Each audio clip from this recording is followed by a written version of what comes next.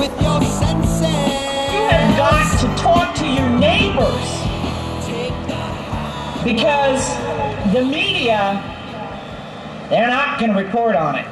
Kevin Thompson, whose book on judicial corruption in Massachusetts has been banned. And this federal funding is having a terribly corruptive effect on journalists, on academics, on prosecutors, on court officials of all kinds. I found out that every time I exposed public corruption or white-collar crime, the people who I exposed faced no charges, and I faced a relentless series of charges. The press is biased, and your story does not come out. The true story does not come out. Our boys are fighting to bring freedom and justice in foreign lands, while here at home it is being stripped from us. Right. It's a trick played on all of us. Why would courts and judges do this sort of a thing? The answer to that question is just two words: federal money. And they just simply created this statute, created all these committees, created these jobs, created these industries, and no one's going to stop them because there's no one to stop them. So there is an industry completely built up around the redistribution of our children. Who gets the checks for the services that are offered? It's not the parents, and it's not the child. It's the service providers. I'm here in Washington, D.C. today to ask the federal government why federal funds are available to the legal industry to prey on society's weakest members: our elderly, our handicapped, our mentally challenged, and our children. This court system is riddled with abuses, with corruption, with graft. Children are effectively walking bundles of cash. Whoever controls the children can get money from the federal government. The legislature, the judiciary, the legal system lusts after these federal funds. The federal government is the locomotive driving this whole thing. They're taking otherwise normal courts and they're adding fuel in the form of federal money to subsidize certain actions that they want to see happen. They ended up creating an industry. An industry.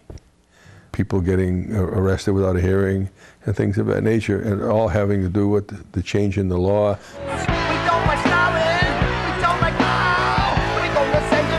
Judges gave themselves immunity for their decisions, as long as those decisions were not malicious or corrupt.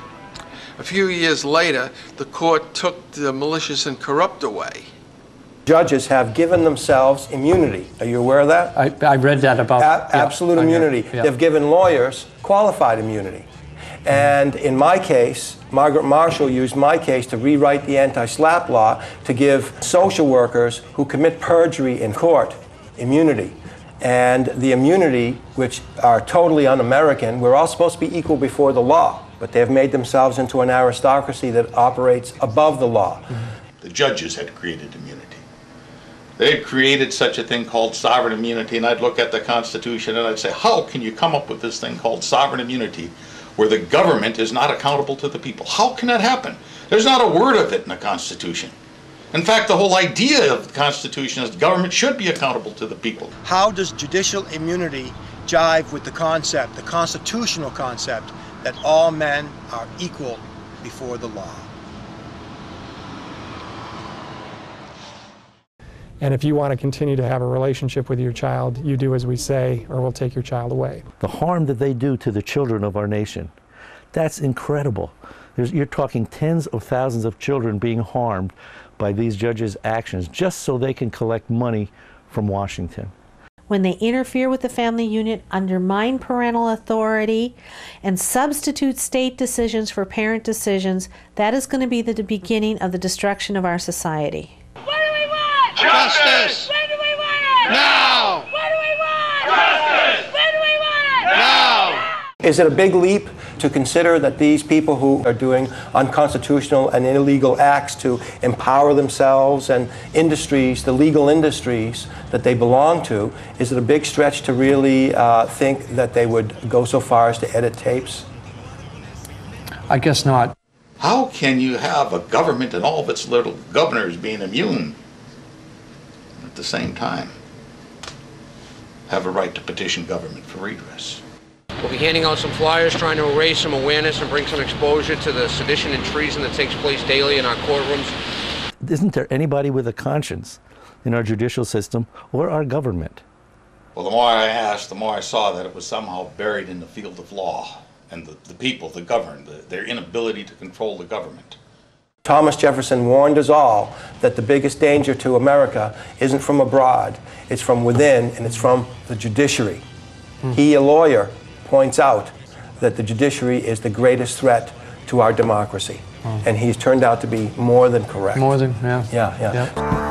Come back, baby, come back. Come back, baby, please come back, baby.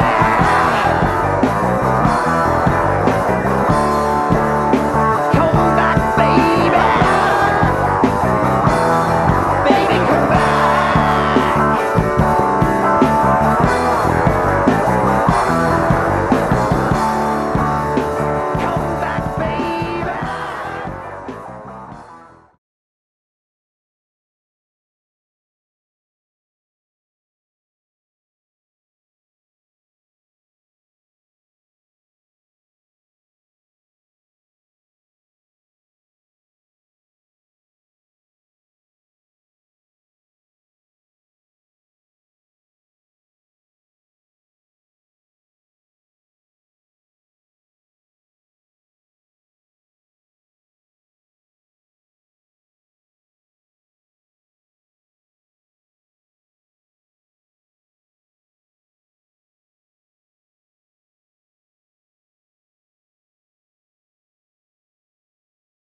The courts are a criminal enterprise to get money, federal dollars, from the federal government.